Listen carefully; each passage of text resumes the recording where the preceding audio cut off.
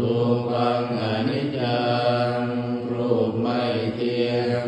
เวทนาอนิจจาเวทนาไม่เที่ยงสัญญาอนิจจาสัญญาไม่เที่ยงสังขาราอนิจจาสังขารไม่เที่ยงวิญญาณังอนิจจังวิญญาณไม่เที่ยงรูปังอนัตตารูปไม่ใช่ตัวตนเวทนาอนัตตาเวทนาไม่ใช่ตัวตนสัญญาอนัตตาสัญญาไม่ใช่ตัวตนสังขาราอนัตตาสังขารไม่ใช่ตัวตนวิญญาณังอนัตตา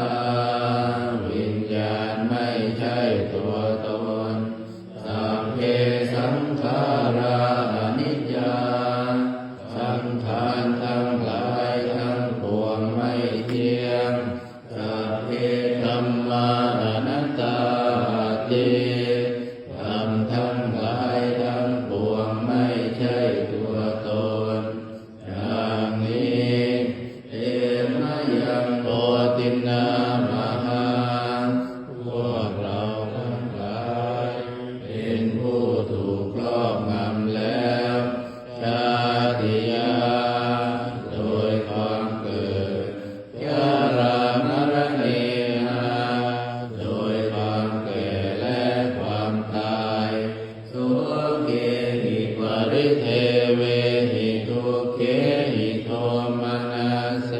หิอุปายาเสหิโดยความสุขความร่ำไรรำพันความไม่สบายกายความไม่สบายใจความคับแค้นใจทั้งหลายทุกขตินนาเป็นผู้ถูกความทุกข์อย่างเอาแล้วทุกขปเรตาเป็นผู้มีความทุกข์เป็นเบื้องหน้าแล้วอาเป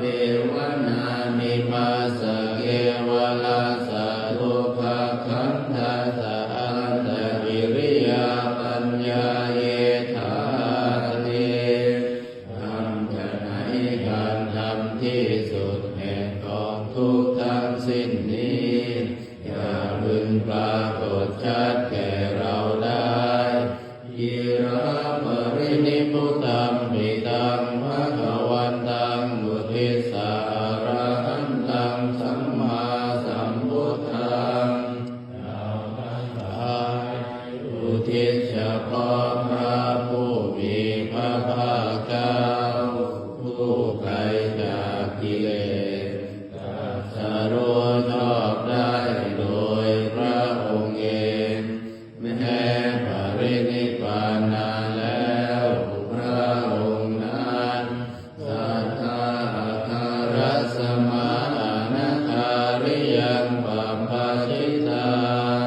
เป็นผู้มีศรัทธาออกบวชจากเรือนไม่เกี่ยวข้องด้วยเรือนแล้ว